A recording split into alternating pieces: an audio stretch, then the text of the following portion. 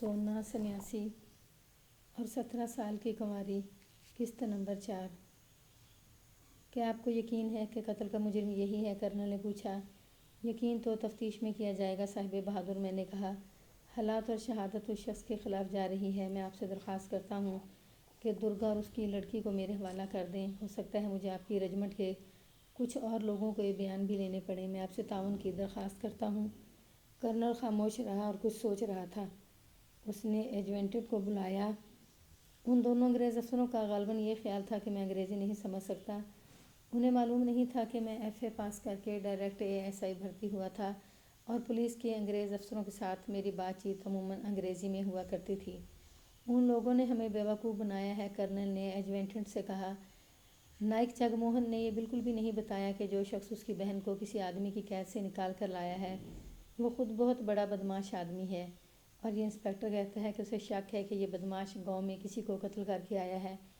معاف رکھنا سر، captain agent نے کہا، ہمیں ان لوگوں پر پہلے ہی اعتبار نہیں کرنا چاہیے تھا۔ ان ہندوستانیوں کی اپنی ہی ایک سیاست ہوتی ہے جس میں یہ جھوٹ بھی بولتے ہیں۔ چاہیے تو یہ تھا کہ ہم پہلے ہی دن لڑکی کو اور جس آدمی کے ساتھ وہ آئی تھی اسے ان کے گاؤں کی پولیس کے حوالے کر دیتے۔ میں یہ دیکھنا چاہتا تھا کہ ہماری ہندوستانی پولیس اپنی ڈیوٹی کس طرح کر رہی ہے، کرنل نے کہا۔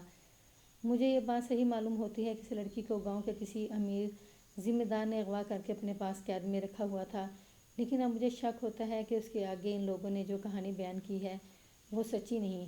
میرا خیال ہے کہ نائک جگ موہن، اس کی بہن اور یہ آدمی جس کا نام درگا ہے، اس کو بھی یہاں بلا کر اس پولیس انسپکٹر کے حوالے کر دیا جائے اور یہ تفتیش یہی کرے۔ میں یہ دیکھنا چاہتا ہوں کہ معاملہ کیا ہے۔ میں خود ہی ایئرپورٹ بریگیڈیئر ہیڈ کوارٹر کو لکھوں گا، ورنہ ایسے ہو سکتا ہے کہ یہ لوگ آپس میں مل ملا کر کوئی اور گڑبڑ پیدا کر دیں اور کوئی الٹی بات ہمارے سر پر آ پڑے۔ صوبیدار میجر سے کہو کہ ان سب کو بلائے۔ ایجنٹ چلا گیا۔ کرنل نے مجھے اتنا ہی بتایا کہ وہ ان سب کو بلا رہا ہے۔ اس نے مجھے ایجنٹ کے کمرے میں بیٹھنے کو کہا۔ کچھ دیر بعد تینوں کو میرے سامنے لایا گیا۔ درگا کو میں نے دیکھتے ہی پہچان لیا۔ ڈکیتی کے 2 کیسوں میں یہ شخص ملزموں کی صفائی میں پیش ہوا تھا۔ یہ بالکل جھوٹا گواہ تھا۔ چونکہ یہ باقاعدہ جرائم پیشہ نہیں تھا، اس واسطے اس کا نام تھانے کے ریکارڈ پر نہیں تھا۔ ایجنٹ نے مجھے کہا کہ وہ تفتیش کے لیے علیحدہ کمرہ دے رہا ہے۔ مجھے ساتھ لے جا کر اس نے وہ کمرہ دکھایا۔ وہاں ایک میز اور 2-3 کرسیاں رکھی ہوئی تھیں۔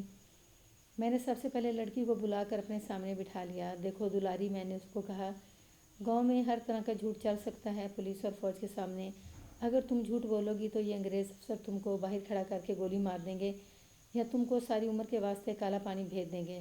اس وقت صرف میں چاہوں جس کے آگے تم سچ بولو گی تو محفوظ رہو گی۔ یہ بات بالکل سچ ہے کہ تم درگا جیسے بدمعاش کے ساتھ خود گھر سے بھاگی ہو اور یہاں آ کر تم نے اپنے بھائی کی زبانی انگریز افسروں کو کوئی اور ہی کہانی سنا دی ہے۔ نہیں نہیں، دلاری نے اس طرح کہا جیسے میں نے اس کی گردن پر چھری رکھ دی ہو۔ وہ تڑپ تڑپ کر بولی، میں درگا کے ساتھ گھر سے نہیں بھاگی، وہ ٹھاکر گاؤں میں موجود ہے جس نے مجھے اغوا کر کے اپنی قید میں رکھ لیا تھا۔ وہ میری بہت خاطر تواضع کرتا رہا اور مجھے کہتا تھا کہ وہ میرے ساتھ شادی کرے گا۔ اس لڑکی کی یہ بات سن کر مجھے اس طرح لگا جیسے یہ کمرہ ایک چکر میں گھوم رہا ہو۔ مجھے بالکل توقع نہیں تھی کہ اس لڑکی کے کیس کا تعلق ٹھاکر کے قتل کے ساتھ ہوگا۔ مجھے کچھ سمجھ نہیں آ رہی تھی کہ میں اس لڑکی سے کیا پوچھوں اور اس کو کیا کہوں۔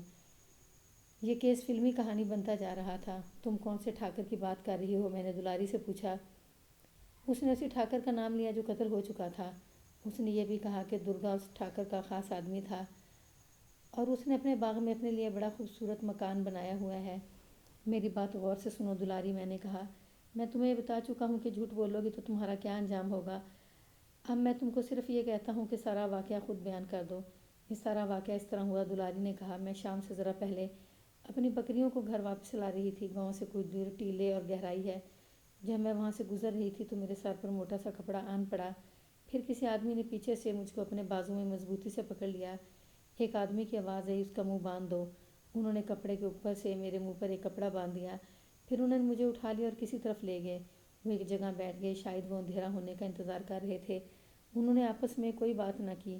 مجھے معلوم نہیں کہ وہ آدمی 2 تھے، 3 تھے یا کتنے تھے۔ انہوں نے پھر مجھے اٹھا لیا اور کسی طرف چل پڑے۔ وہ مجھے باری باری اٹھاتے تھے۔ ان کے اٹھانے کا طریقہ یہ تھا کہ ایک آدمی مجھ کو اپنے کندھے پر ڈال لیتا تھا۔ بہت دیر بعد مجھے محسوس ہوا کہ دروازہ کھلا ہے اور وہ مجھے اندر لے جا رہے ہیں۔ اندر جا کر انہوں نے مجھے ایک پلنگ پر ڈال دیا اور میرا منہ کھول کر جو میرے اوپر موٹے کپڑے کی چادر پڑی ہوئی تھی وہ بھی ہٹا دی۔ کمرے میں لالٹین جا رہی تھی، وہاں 3-4 آدمی تھے، 2 کے چہرے کپڑوں میں لپٹے ہوئے تھے۔ وہ باہر چلے گئے۔ میرے سامنے 2 آدمی کھڑے رہے، ایک یہ ٹھاکر تھا اور دوسرا درگا تھا۔ میں دونوں کو دیکھ کر بہت ڈری۔ ایک ٹھاکر اور ایک بدماش کے سامنے میری حیثیت چوٹی جیسی تھی۔ اگر میں بد چلن لڑکی ہوتی تو مجھے کوئی فکر نہ ہوتی، میں اپنی عزت کو ہمیشہ عزیز رکھا ہے۔ میں نے رونا شروع کر دیا اور ان کی منتیں کرنے لگی کہ مجھے چھوڑ دیں۔ میرا خیال تھا کہ دونوں میرے ساتھ زیادتی کریں گے، لیکن انہوں نے ایسا بالکل نہیں کیا۔ ٹھاکر نے میرے سر پر ہاتھ رکھ کر کہا کہ اس نے مجھے بدکاری کے واسطے نہیں اٹھوایا۔ اس نے بھگوان کی قسم کھا کر کہا کہ وہ میرے ساتھ شادی کرے گا۔ درگا نے بھی میرے ساتھ عزت اور پیار سے بات کی۔ میں نے ان کو کہا کہ شادی کرنے کا یہ کیا طریقہ ہے؟ میرے باپ کو کہو، وہ غریب آدمی ہے، وہ تمہیں میرا رشتہ دے دے گا۔ ٹھاکر نے کہا کہ اس نے رشتہ مانگا تھا۔ میرے باپ نے میرے بھائی کو خط لکھ کر پوچھا تو بھائی نے انکار کر دیا ہے۔ ٹھاکر نے مجھ کو یہ بھی کہا کہ تم میرے دل میں اس طرح بیٹھ گئی ہو کہ میں تمہارے بغیر رہ ہی نہیں سکتا۔ اس نے میری منتیں کی۔ درگا بدمعاش آدمی ہے، لیکن اس نے بھی مجھے پیار سے سمجھایا کہ میں آرام سے بیٹھی رہوں۔ میں نے اسے پوچھا کہ مجھے یہاں رکھ کر کیا کریں گے؟ ٹھاکر نے کہا دیکھو دلاری، سچی بات یہ ہے کہ تمہارا باپ پریشان ہوگا کہ اس کی بیٹی کدھر گئی۔ میں اس کو کہوں گا کہ میں تمہاری بیٹی کو ڈھونڈ کر لے آؤں گا، لیکن شرط یہ ہے کہ تم اس کی شادی میرے ساتھ کر دو۔ میں ساری رات ڈرتی رہی۔ انہوں نے کمرے کے اندر دونوں دروازوں کو تالے لگا دیے۔ ساری رات گزر گئی، انہوں نے میرے ساتھ ذرا سی بھی چھیڑ چھاڑ نہ کی۔ اگلے دن، اگلی رات، پھر اگلا دن اور اگلی رات ٹھاکر مجھ کو بڑے آرام سے سمجھاتا رہا کہ میں 1-2 دن صبر سے بیٹھی رہوں۔ مجھے یہ تسلی ہو گئی تھی کہ ٹھاکر کی نیت خراب نہیں۔ اگر ایسا ہوتا تو اتنے دن اور اتنی راتیں دونوں کم از کم ٹھاکر مجھ کو بہت خراب کر سکتے تھے۔ ٹھاکر نے میرے آگے 100 کے نوٹ رکھے اور بہت سا زیور میری گود میں رکھا اور کہنے لگا یہ سب تمہارا مال ہے، میں تمہیں رانی بناؤں گا۔ اس کی منت سماجت اور یہ روپے اور سونا دیکھ کر میرا دل ٹھاکر کی طرف آنا شروع ہو گیا۔ میں نے اس کو کہا کہ یہ سب کچھ بھی اپنے پاس رہنے دو، پہلے میرے باپ کو مناؤ۔ مجھے یہ بتاؤ دلاری، میں نے اسے پوچھا، کیا درگا ہر وقت اس مکان میں موجود رہتا تھا؟ نہیں، دلاری نے جواب دیا، وہ صرف پہلی رات موجود رہا تھا، اس کے بعد وہ صرف رات کو آتا تھا۔ درگا تمہیں ڈراتا نہیں تھا؟ نہیں جی، اس نے جواب دیا، درگا تو بڑی اچھی باتیں کرتا تھا۔ تیسری رات ٹھاکر نے میرے آگے بہت اچھا کھانا رکھا اور کہنے لگا کہ میں آج تم کو دارو یعنی شراب پلاؤں گا۔ میں نے کہا یہ تو بہت بری چیز ہے، میں نہیں پیوں گی۔ اس نے بڑے پیار سے کہا کہ میرے کہنے پر 1-2 گھونٹ پی لینا۔ میں نے اس کا اتنا اچھا سلوک دیکھ کر سوچا کہ چلو میں 1-2 گھونٹ پی لیتی ہوں، اور وہ دوسرے کمرے میں چلا گیا۔ دارو کی بوتلیں شاید ادھر رکھی تھیں۔ اتنے میں مجھے درگا کی آواز سنائی دی۔ وہ اسی وقت آیا تھا اور ٹھاکر کے ساتھ باتیں کر رہا تھا۔ ٹھاکر خالی ہاتھ واپس آ گیا اور میرے پاس بیٹھ گیا۔ پھر درگا آیا، اس کے ہاتھ میں 2 گلاس تھے جن میں دارو تھا۔ اس نے ایک گلاس میرے ہاتھ میں دے دیا اور دوسرا ٹھاکر کے ہاتھ میں۔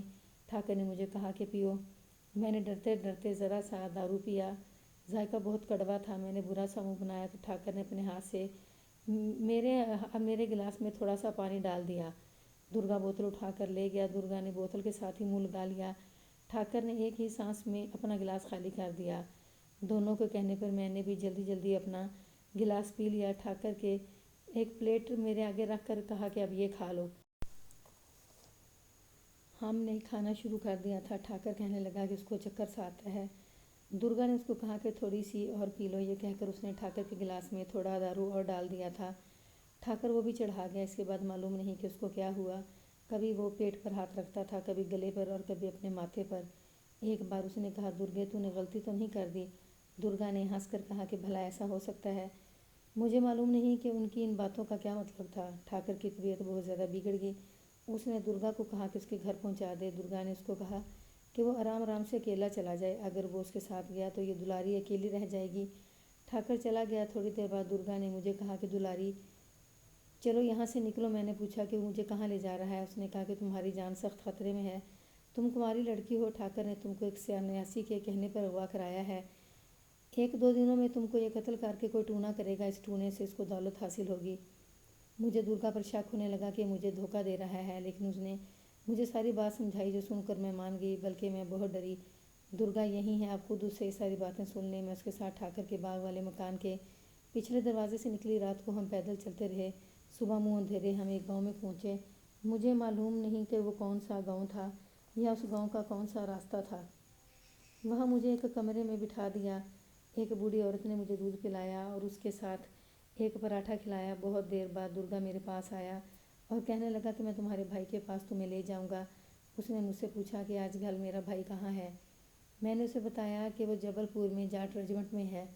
مجھے درگا کی نیت پر شک ہونے لگا۔ میں نے اس کو کہا کہ بھائی کے پاس لے جانے کی بجائے تو مجھے میرے ماں باپ کے پاس کیوں نہیں لے جاتے؟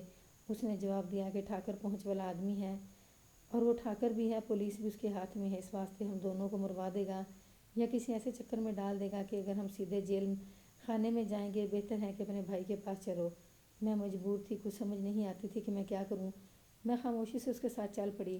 میں اس کے گاؤں سے 1.5 کوس دور ہم ٹٹوؤں پر ایک ریلوے اسٹیشن تک پہنچے۔ جو آدمی ہمارے ساتھ آیا ہوا تھا وہ ٹٹو لے کر چلا گیا۔ ریل گاڑی آئی، ہم اس میں بیٹھے اور اگلے روز جبل پور پہنچے۔ چھاؤنی میں آ کر جاٹ رجمنٹ کی بارکیں پوچھ کر ہم یہاں پہنچ گئے اور مجھے میرا بھائی مل گیا۔ بھائی بہت حیران ہوا۔ درگا نے میرے بھائی کو ساری بات سنائی۔ میں نے اپنے بھائی کو ساری بات سنا دی۔ میرا بھائی یہ کہہ کر چلا گیا کہ میں ابھی آتا ہوں۔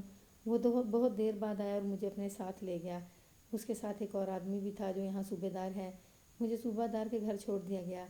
درگا کو بھی اس کے کوارٹر میں بٹھا دیا گیا۔ مجھے بالکل معلوم نہیں کہ میرا بھائی اور درگا کیا کرتے رہے۔ بھائی نے مجھ کو اس کوارٹر میں آ کر ملنا تھا اور کہنا تھا کہ اس نے درخواست دی ہوئی ہے، امید ہے کہ پولیس آئے گی اور وہ تم کو لے جائے گی یا میں تم کو اپنے ساتھ گاؤں لے جاؤں گا۔